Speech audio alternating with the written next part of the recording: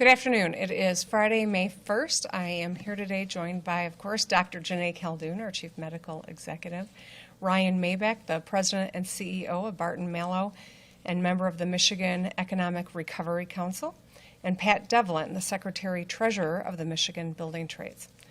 I want to start by thanking my new friend, 10-year-old Lauren from Washington Township, for the mask that I've been wearing today. Lauren turned her scrunchie business in the basement of their home into a mask factory. She started it last year to raise money for the homeless community. She is a leader and an activist. And when we started to see the spread of COVID-19 here in Michigan, Lauren and her mom, Amy, donated all their scrunchie supplies and turned it into masks for local nurses.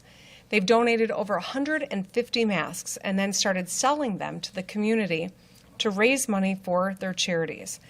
They have made over 450 in a month. Lauren and Amy are a great example of the innovation and the hard work that Michiganders of all ages have. And I hope that one day we'll see Lauren and Amy on Shark Tank maybe, or perhaps standing at this podium one day. So I want to thank all of our dedicated Michigan State Police officers and the House and Senate sergeants who kept people safe yesterday. I also want to make sure to thank the Peckham workers and staff who are cleaning and disinfecting the Capitol today. And as always, I want to thank the millions of Michiganders who did their part by staying home. Yesterday's scene at the Capitol was disturbing, to be quite honest. Swastikas and Confederate flags, nooses, and automatic rifles do not represent who we are as Michiganders. This state has a rich history of people coming together in times of crisis. Our brave soldiers fought to keep the Union intact during the Civil War. We came together as the arsenal of democracy to defeat the Nazis because we were united against a common enemy. Now we must channel that same energy against our common enemy, which is COVID-19. I know that some people are angry, and I know many are feeling restless. And I know that people are itching to get back to work.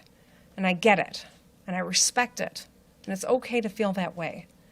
There's nothing that I want more than to just flip a switch and return to normal. But that's not how it's going to work, unfortunately.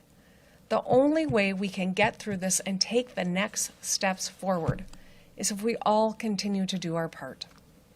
I want to again thank all of the people who have turned into these press conferences 3 days a week. Those of you who are staying safe and staying informed are helping us get through this crisis and to protect one another. That said, I know that that's an incredible amount of information to digest, and I know that staying informed can be heavy and can take a toll on your mental health. So if you need some help, the Department of Health and Human Services has launched the Stay Home, Stay Well website at michigan.gov/staywell. Or you can text the word RESTORE to 741-741.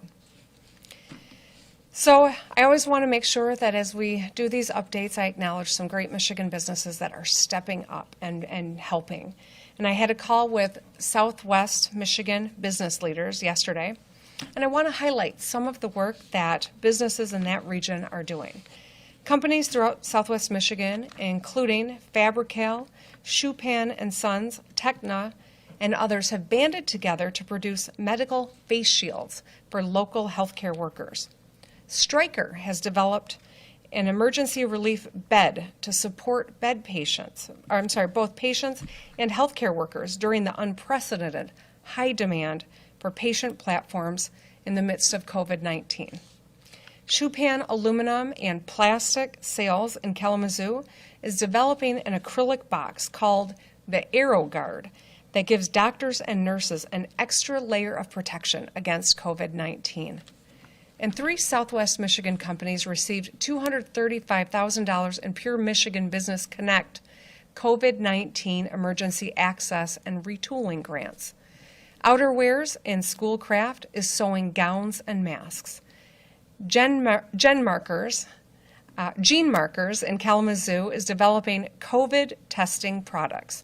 And Freeman Manufacturing in Sturgis, Michigan, is making isolation gowns.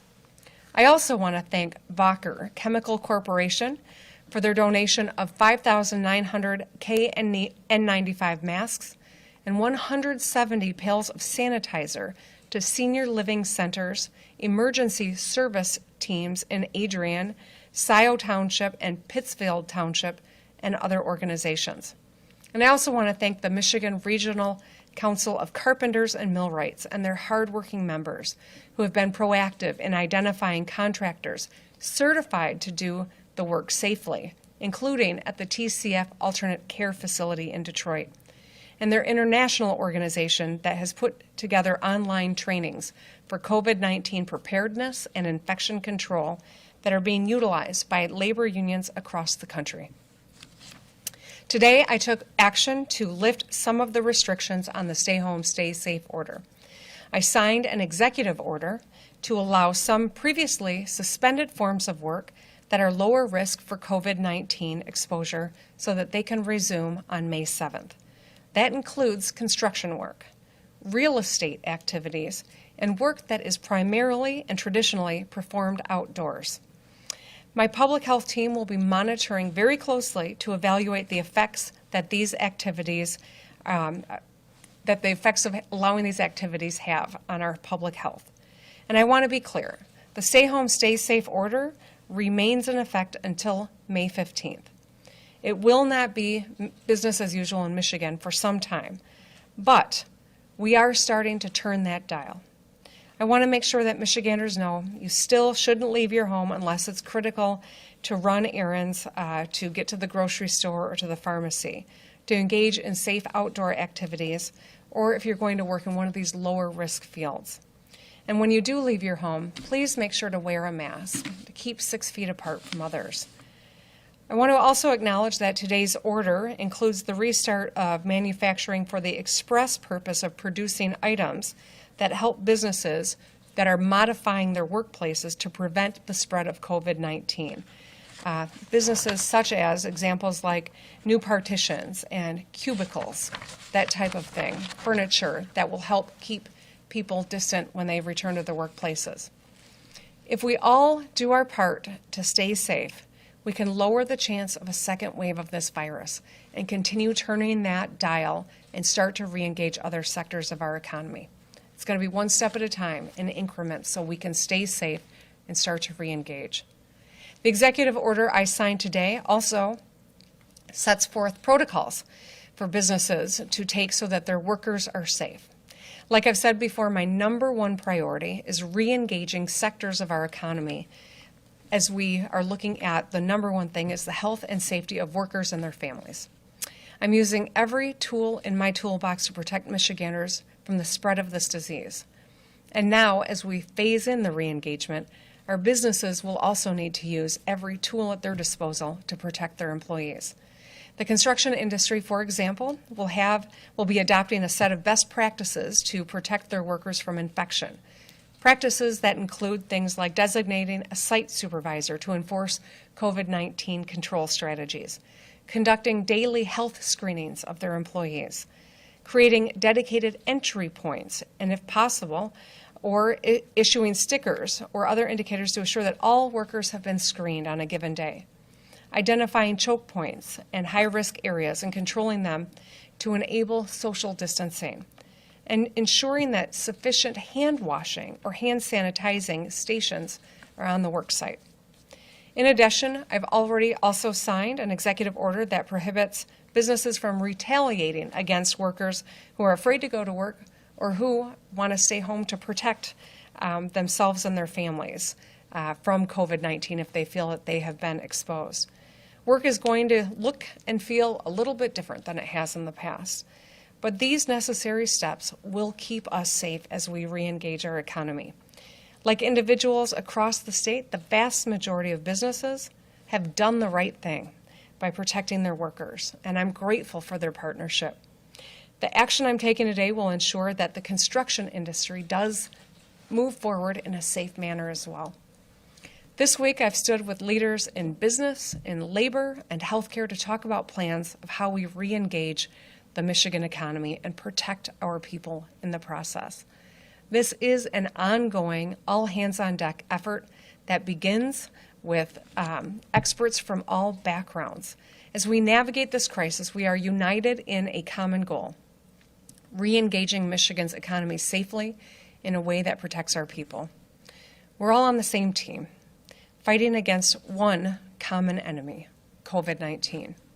Today, you'll hear from two leaders that my team and I have been working with to discuss these plans to re-engage.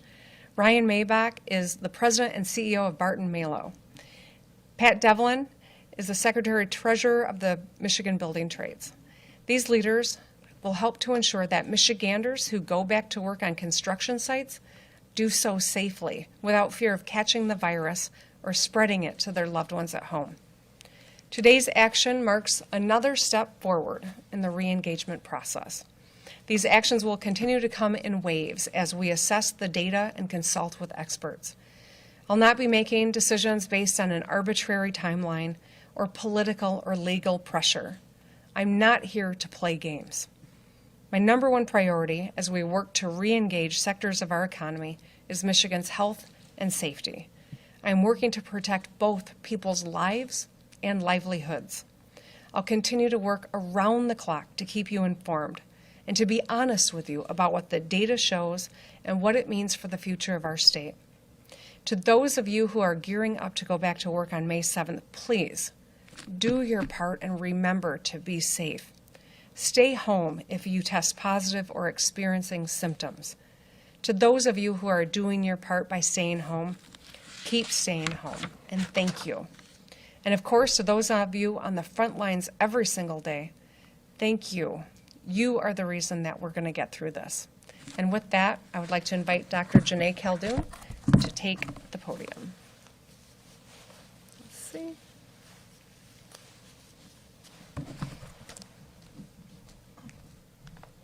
Thank you, Governor.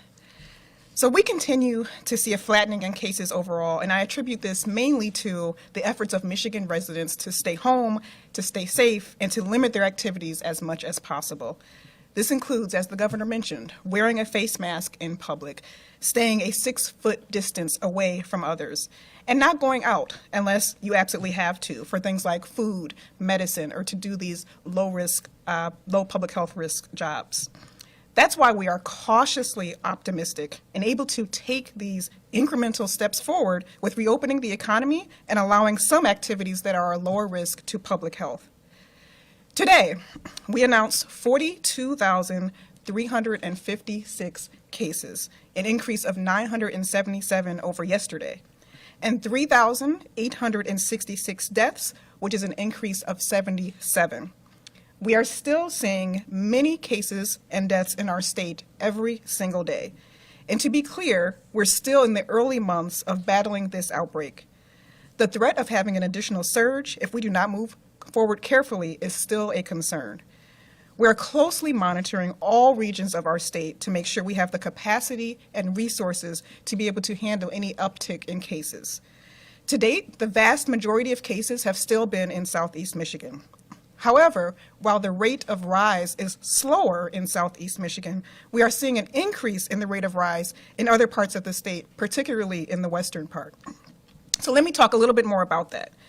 Compared to last week, we had a 48% rise in cases in Kent County, 41% in Muskegon County, and 23% in Ottawa County. Testing has also increased in these areas, which is very good. We also know that if we test more people, we're going to find more disease, and that is definitely what we want. Knowing where the disease is how we will help to stop the spread. We also know that in this area of the state, 10 to 20% of the tests done are coming back positive, and ICU bed utilization is about 70%. We are going to continue to watch this region of the state, and we'll be working closely with our local health departments to identify any pockets of outbreaks. So what I just described is how we are going to be looking at the entire state, region by region, and informing decisions regarding how we move forward in the safest way possible. Nursing homes also remain a concern for us. Michigan last week began requiring nursing homes to report their numbers of cases of COVID-19 to us. So far, 450 nursing homes have reported data, which is about 91% of the total number of nursing homes. Among those reporting, we have 3,047 cases of COVID-19, with roughly 3/4 of those being in the southeast part of the state. We must closely monitor these facilities because these residents are at higher risk for severe and possibly fatal complications from this virus. We have a proactive strategy to monitor and deal with COVID-19 in these places. We're working closely with our local health departments and have committed $5.4 million to expand testing and to fund teams of public health experts and clinicians who will provide assistance to these nursing homes. We've also identified regional hubs. These hubs have the protocols, the staffing, and the personal protective equipment to be able to take care of these nursing home residents safely. Focusing on our most vulnerable populations will be a key strategy for our public health response as we move forward. I also want to talk about our hospitals. We are pleased that our hospital capacity is improving over the past several weeks, and particularly in southeastern Michigan. I've spoken to many physicians over the past several days, including healthcare system chief medical officers and representatives from physician leadership groups in the state. I really appreciate all of the work they're doing to keep their patients safe and to be able to respond to any potential surge in cases. The governor's executive order on elective procedures was meant to protect hospital capacity, making sure that our hospitals have sufficient staff, beds, and personal protective equipment available to take care of patients. I'm also a practicing emergency medicine physician, and I know that decisions about patient care are best made between a physician and the patient. The executive order actually allowed for this flexibility, allowing diagnosis and treatment for cancer, advanced heart disease, and other things that a physician determines is time sensitive for their patients. And things that may have been time sensitive 6 weeks ago, may not have been time sensitive 6 weeks ago, may now be. And I encourage hospitals and doctors to think about how they can take the best care of their patients, working closely with their specialists and hospital leaders. In the upcoming days, I'll be issuing more guidance on this based on the input of these healthcare system and physician leaders. Regardless, I encourage anyone who believes they need to be seen for important and time-sensitive medical care to reach out to their doctor to talk about getting that done.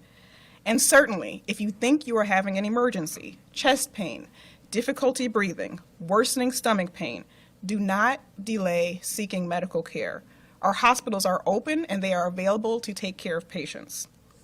I remain encouraged about our state's prospects to fight COVID-19, but make no mistake, this will be a long-term effort. COVID-19 will likely change the way we think about our lives for the next year or so. And as we move forward with slowly reopening our economy and the days start getting warmer, please continue to have patience and diligently continue to practice social distancing to protect yourselves and your community. You can go outside and please enjoy the beautiful weather, but wear a mask if you are going to the grocery store. Maintain at least 6 feet of distance between you and others. And remember to always practice good public health hygiene, like washing your hands frequently. We will get through this, but it will take everyone's continued efforts for us to keep this virus from surging again in our state. Thank you.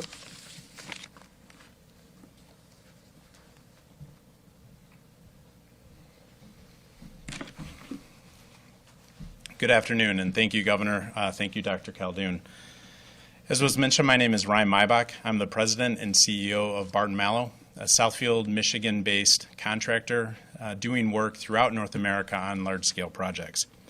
Jerry Anderson, executive chairman of DTE, and Wright Lassiter, the CEO of Henry Ford Health System, shared earlier this week in a news conference on Monday the background on the Michigan Economic Recovery Council.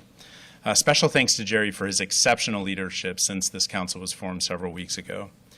As Jerry noted on Monday, the council has two primary goals. The first is to put Michigan on a path to full economic recovery as safely and quickly as feasible. The second goal is to ensure the recovery is staged carefully in a way that safeguards both the health of the state's residents as well as its workforce. I've had the opportunity to serve on the council's business advisory group and was tasked with leading the council's work in developing best practices for the construction industry.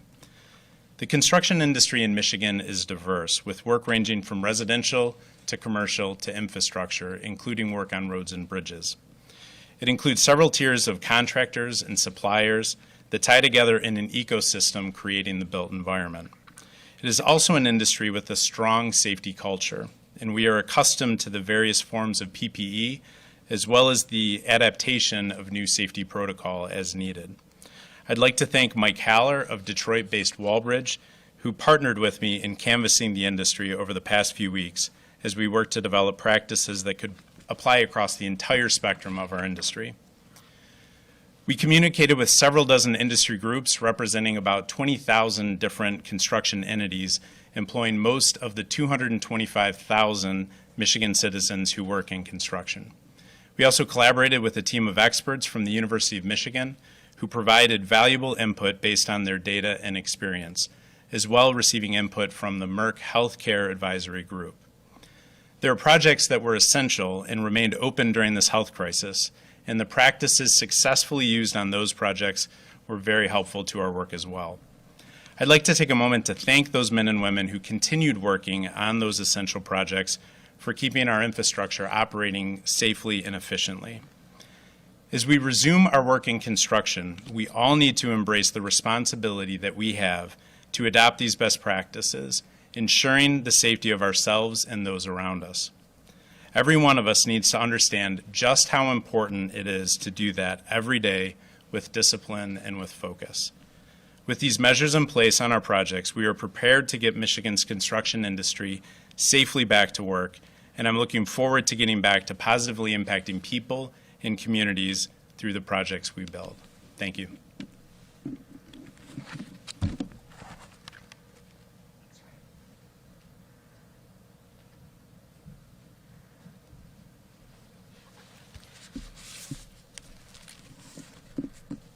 Thank you, Ryan. Good afternoon. I want to first start off by beginning to thank the governor for her support for reopening the construction industry.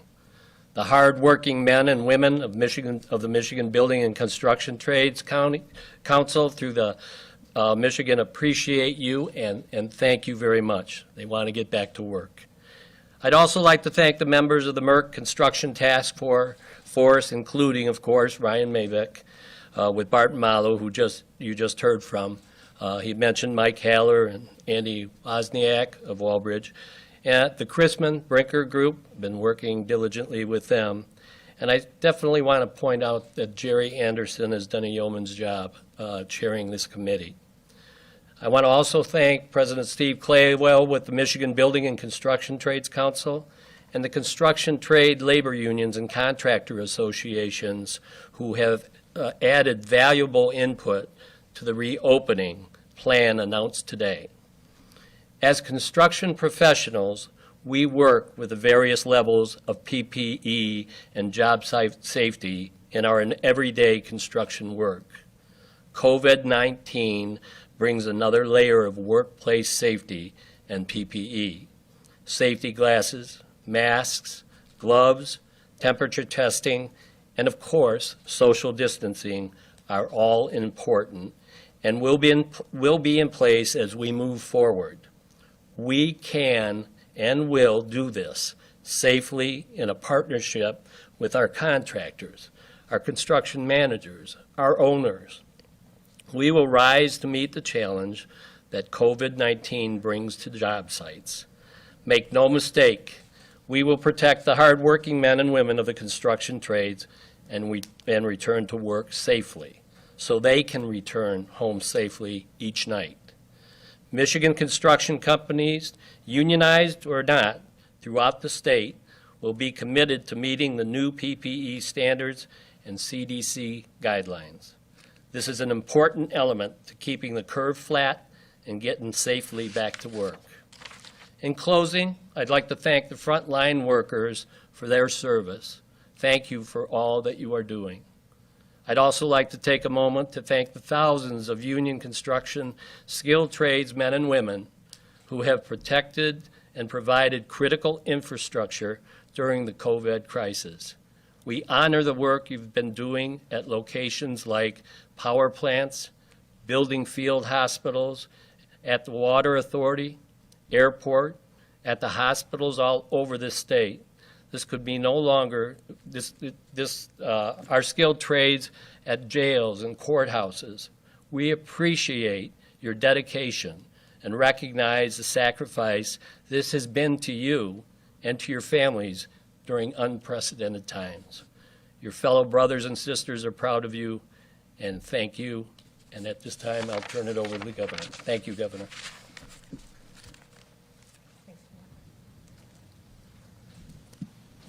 Okay, with that, I think that we will happily open it up for some questions.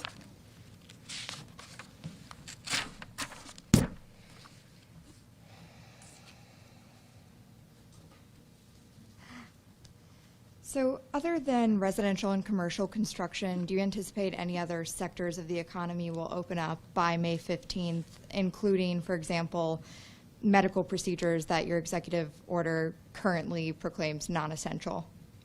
So what Dr. J was just describing are precisely what those medical procedures are. So our hospital systems have been able to start to safely re-engage on that front. We are encouraging anyone who has been holding off on surgery that really needs to be done to get that scheduled and to proceed. Early on, it was really necessary because we had so few N95 masks and gloves and all of the important things that we needed to keep people safe as we were dealing with this influx of COVID-19 patients so that we could, use all of that PPE. Now we've been able to build up enough that we can proceed with these other procedures, and we are encouraging hospital systems to move forward with that. And will that include elective medical and dental procedures as well? So elective dental procedures, I think, is a good question that hits home. I'm married to a dentist, and my husband has been scouring the ADA website to understand how to keep himself and his patients and his staff protected. And at this point, we know that, the COVID-19 is spread through, the mouth, and that's what dentistry is all about. And so we're not releasing that at this juncture. We're working really hard to ensure that we've got protocols to keep people safe. And if we continue to see our numbers drop, that will be in a future wave. But as for oncology surgeries, as for knee surgeries, those are things that should be scheduled, and we're encouraging people to get that done. Other parts of this order that are releasing sectors of our economy, realty, and the manufacture of workplace retrofitting that needs to be done. So, for instance, in workplaces where we need to build out for social distancing, we do have some furniture manufacturers in Grand Rapids that can do some of that work. It doesn't mean that their whole system is up and operating, but for the purposes of that, they can start to engage May 7th as well. Thanks. Yeah, thanks. Hey, Governor Whitmer, can you talk about what kind of conversations you've been having with the auto industry and what you expect from them when they decide to reopen? With the oil industry? Auto industry, the auto big three. industry. Sorry, Yeah. I didn't hear you correctly. So I've had a lot of intensive conversations with the leadership of the big three as well as the president of the UAW. I know that there are protocols that are coming together that they are deploying in other parts of the world that have started to re-engage post the COVID-19 crisis. That we are learning from, and that I would imagine that they will emulate here, and in their plans they've got a lot of these things built in. Working with the UAW, they've got to make sure that the employees feel like it's safe to go to work, and I think that's what we've demonstrated here in the construction industry when you've got the building trades and some of the builders across our state working together to make sure that workers can have the confidence that they're safe. So I'm staying close in those conversations, and we are continually assessing risk, and as our numbers continue to decline, that will be an upcoming turn of the dial, assuming everyone continues to do the right thing. Ongoing education of our kids is something that we are well into. ISDs are leading that effort at the local level. We are working incredibly hard to supplement what they are able to do so that every child is getting the education that they need. We also recognize that when our kids hopefully resume in-person instruction in the fall, and maybe some schools will choose to go back earlier than that we've given them that authority, assuming it's safe to do so, that we will have those additional supports that they're going to need to wrap kids around with additional educational support. We know that learning loss is a reality in any summer, but when you have kids out of the classroom as long as it appears that they might have to be, we're going to have additional supports for our kids and our educators in our schools. Governor, the president tweeted today that the people that protested yesterday were good people, and he urged you to make a deal with them. Can you respond to his tweet? And secondly, are you concerned that these protests are becoming more and more of an avenue for fringe extremist groups? I'll just say this. The spirit of make a deal and the spirit of the outreach that's happened from the legislature about trying to negotiate sectors opening up. We're not in a political crisis where we should just negotiate and find some common ground here. We're in a public health crisis. We're in the midst of a global pandemic that has already killed almost 4,000 people in our state. More people have died in Michigan from COVID-19 than died during the whole Vietnam conflict. The fact of the matter is, we have to listen not to pollsters and not to people with political agendas, but listen to epidemiologists and public health care experts. Listen to our business leaders who are worried about making sure that they've got all the PPE and protocols to keep their employees safe. We will work together to determine when it is safe to start to re-engage. This is not a switch that we flip. This is a dial that we turn. And we are driven by the data. We are driven by the outcomes for our people. We're driven by the hospitalization rate. And as of right now, we've lost almost 300 people in the last 72 hours. We are not out of this crisis, and it is important that we do the next right thing. And it's going to be driven by the data, and it's going to be driven by medical experts, not political polls, not political posturing, and not political maneuvers like you saw yesterday at the Capitol. Given the stay-at-home order, this may be a question for you also, Dr. J. Why are some counties still seeing a rapid rise in cases? Is that because of facilities that have hotspots in those areas, or is there any concern that people are not following the stay-at-home order? I'm going to let Dr. J come up. So that's a great question. So what we know is going on, particularly in our healthcare preparedness region 6, this is like the Midwestern side of the state. So there are a couple of workplaces, so food processing facilities that have some outbreaks there. And if we think that in some places it's actually spread into the community as well. Our local health departments are really on top of this. We've been communicating with them daily as far as expanded testing and making sure the appropriate protocols are in place. But some of it is really related to particular outbreaks in facilities. Governor Whitmer, are you worried at all about potential lawsuits over your emergency powers? And then what do you have to say to some businesses who are going with what the legislature is saying, that this is not valid, and starting to open up? So let me be very clear about one thing. The Stay Home, Stay Safe order rests on my authority in the 1945 statute. Nothing's changed on that regard. The fact that they chose not to extend the state of emergency is something altogether different. So no one should be rushing the gun and playing fast and loose when starting to restart sectors of the economy that haven't been deemed low enough risk to do that yet. We'll get there. And I just ask that people be patient. Now I want to acknowledge some of the maneuverings that happened yesterday.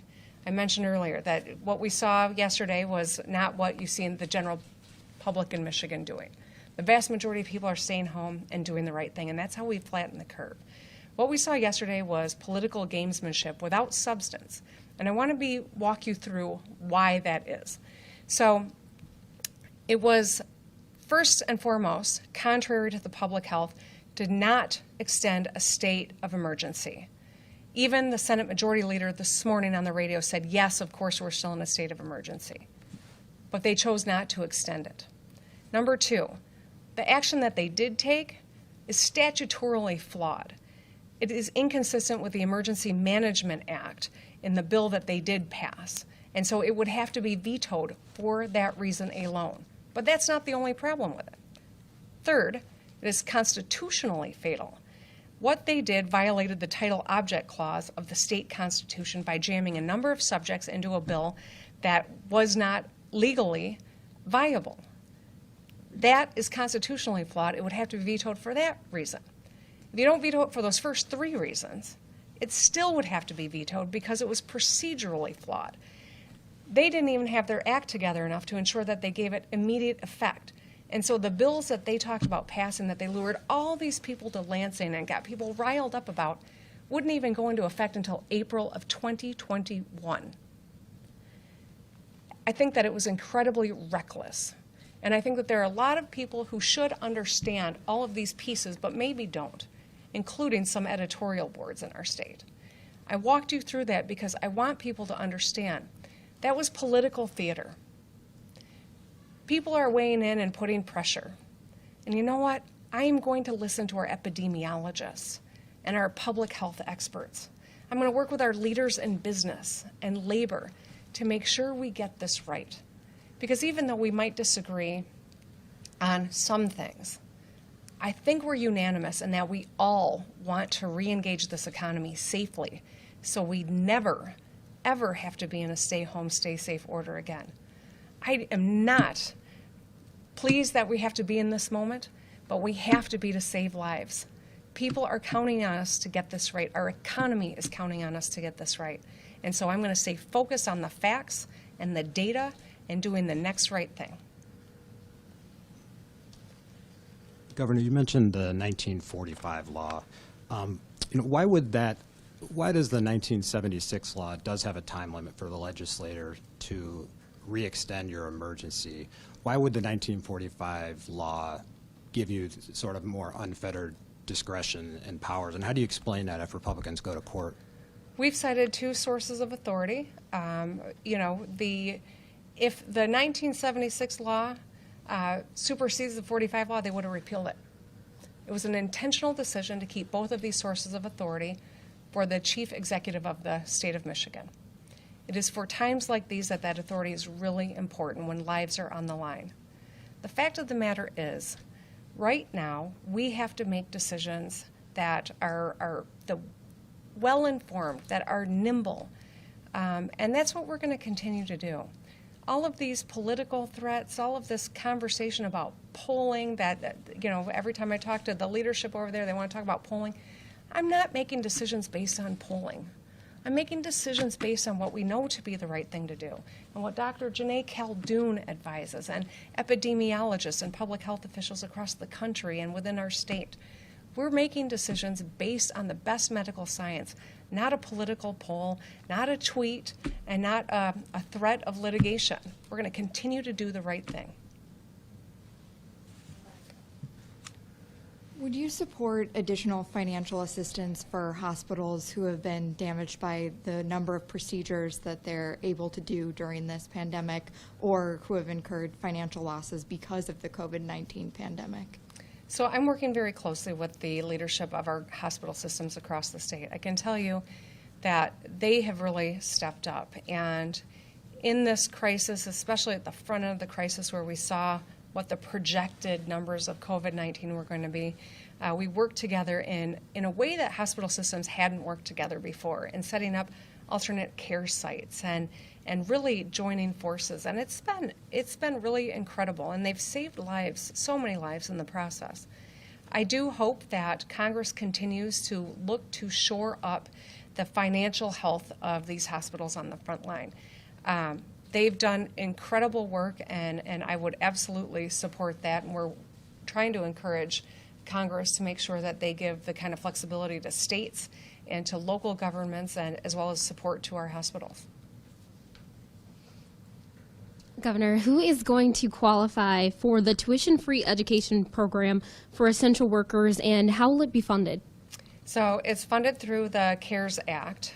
We know that after World War II, one of the ways that the United States of America showed appreciation to those who served our country and saved, those who put their own lives at risk to save others and to represent the United States, were rewarded with a GI Bill, and we wanted to do something similar, so we created this. As far as we know, we're the first state in the country to do this.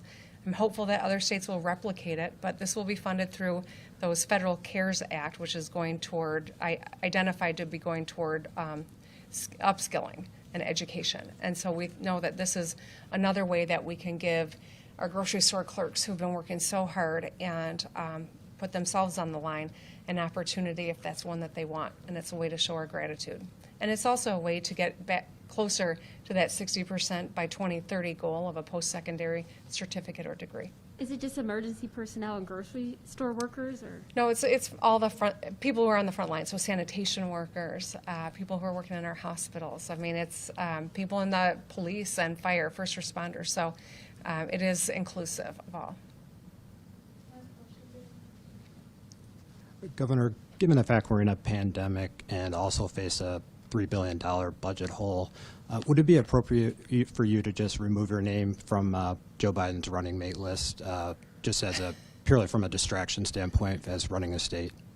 You know what, David, I'm just going to be totally candid with you. I didn't ask to be thrown into the national spotlight. I've been trying to do my job. And if the President of the United States hadn't tweeted about me, I don't know if the whole world would be focusing on this. If Vice President Biden hadn't complimented me, I don't know if people would still be talking about it. The fact of the matter is, all I'm doing is my job, and that's all I'm going to stay focused on doing.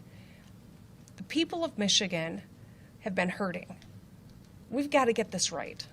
And so I'm not going to feed into any of that other distraction, because this is where everything that I'm doing, all my energy, all my focus is right here at home in Michigan. This is the only place I've ever called home, and this is the place where I always want to be. All right. Thanks, everybody. Stay safe.